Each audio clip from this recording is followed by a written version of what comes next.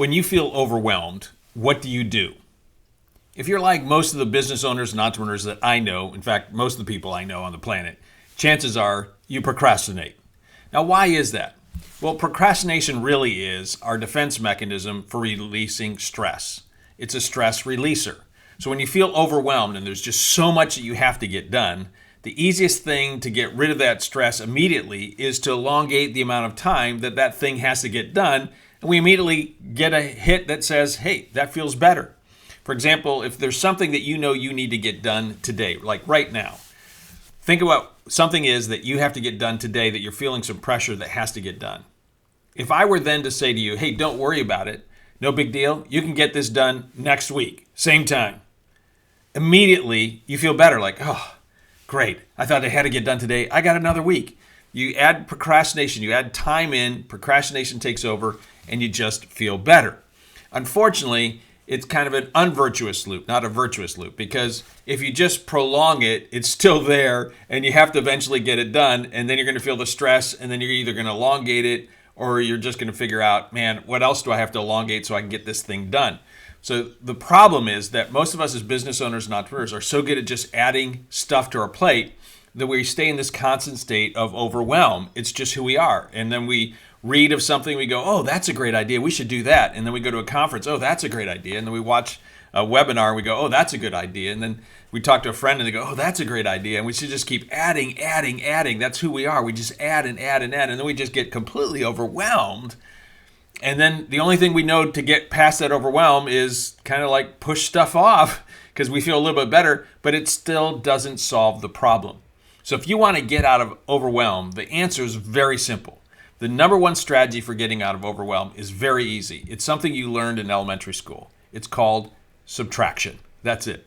The simplest way to get out of overwhelm is to subtract. It's not to do more faster, it's to do less. That's the key. Unfortunately, for most of us as business owners and entrepreneurs, we're terrible at subtraction. Now, why are we bad at subtraction? Well, I'm going to give you a couple reasons now, and you can just pick and choose which ones are true for you. But here we go. Number one, most business owners and entrepreneurs tie their worth and their value to their performance. Right? We're really good at getting stuff done. That's why we're leaders. That's why we're owners of our own companies, because we're really good at getting stuff done. In fact, the more stuff that was given to us, we would get done, we felt better about ourselves. Like, come on, pile it on. Other people quit, but I won't quit. And so we keep working harder and harder and harder, faster and faster and faster, because that's how we've gotten our worth. We feel good. We're the people who get stuff done, unlike all those other peons out there. So we get a lot of value from it. We feel worth in it. So if someone comes along and says, you know what, you need to subtract, for a lot of us, it's really hard because we get our worth and our value from the fact that we work hard, we work long, we get lots done. And then if we don't have to do all that work, well, what does that say about us and our worth and our value? So it's really hard to subtract because we frequently tie our worth to our performance. Second thing is that most business owners and entrepreneurs are really bad about making lists. We're really good about keeping stuff in our head, but really bad about making lists. That's why David Allen's book was such a big hit when it first came out, because he was reminding us that there is a mental, emotional cost to keeping all that stuff in our head, and we just need to get the data dump and just be able to say, hey, here are all the things that are running in my head, because when they're running around your head, you just keep getting more and more overwhelmed because you keep thinking about the same things over and over and over again instead of putting them down on a list. So in general, most of the business owners and entrepreneurs I know are really bad about making lists. And thirdly, they're almost always bad about prioritizing those lists if they do make them. So what they might do is they might say, okay, I got to get off my head, and they'll make a list, and they'll have like 20, 30, 40, 50 or more items on it. And then it's like every item is equally as valid as any other item. And then you look at the list and you go, well, I can get that done in a minute. I can get that done in 5 minutes. And they start chunking off, the things that are really small and aren't very priority, because now how do you get rid of 50 things? Well, you do a bunch of the simple stuff instead of doing the 2 or 3 things that are really important that would actually move the needle for the company.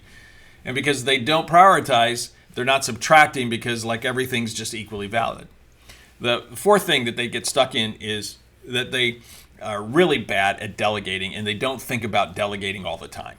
It's something in your head as a business owner you're supposed to do, but most business owners and entrepreneurs are really, really bad at delegating, and they don't think about it all the time. It's an occasional thought, Because remember, we get our worth from our production and the stuff that we're supposed to do.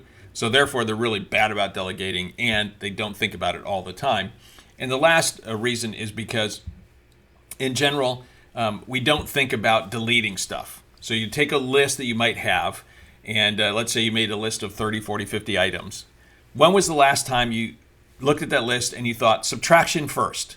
Like, did you go through and say, that doesn't need to be done, that doesn't need to be done, that doesn't need to be done? When was the last time you actually did that?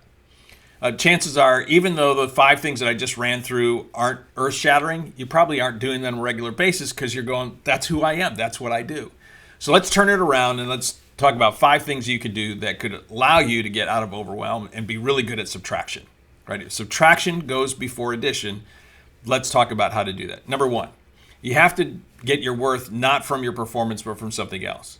Now, I think everyone has been made in the image of God, and therefore you automatically have worth and value. It has nothing to do with your performance. But whatever works for you, find something so that you don't tie your performance and your worth together. You need to find your worth from something other than that. Because when you do, then it's not a problem to delegate. It's not a problem to delete. It's not a problem to defer. It's not a problem to get, because it's not about your performance, because that's not where you're getting your worth from. So that would be number 1. Figure out how to solve that problem. I gave you one solution. You can come up with another one. Secondly, make the list. Now, if you're sitting there thinking, yeah, Bruce, no, make the list. When did you make the last list? And is it complete? Does it have everything that's running around in your head? Is it on the list? If not, put it on the list because you're thinking about it. Get rid of all of that emotional junk that is currently residing in your head. Then thirdly, prioritize the list. Now, again, not earth-shattering, but when was the last time you actually prioritized the list? Did you do it today? Did you do it yesterday? Did you do it the before? Did you do it every day of the week? Well, I've asked enough people this question. I know the answer is no, right? So take your list, prioritize the list. What are the 3 most important things that have to get done today? At the end of the day, make sure you make the list tomorrow and then prioritize it and say, what are the top 3 things that need to get done? And then once you do that, calendarize them. If you do that, you'll get rid of a lot of overwhelm because you can't get everything done, but if you know you at least get the priorities done, you're going to feel better. If you end up doing a lot of small tasks and you check off a bunch of boxes, but you're not getting the priorities done, at the end of the day, you're still going to feel overwhelmed because those things are still hanging over you. You can't get everything done, but get the priorities done. So that's the 3rd thing. The 4th thing that I would suggest then is that you want to start thinking about delegating all the time. Think about delegating all the time. Most business owners and entrepreneurs aren't doing that. They occasionally will delegate out something, but you need to be thinking about every day, how do I get as much possible off my plate? So when you're looking at a task, the first idea shouldn't be, how am I going to get this done? You should first be thinking, who could be doing this?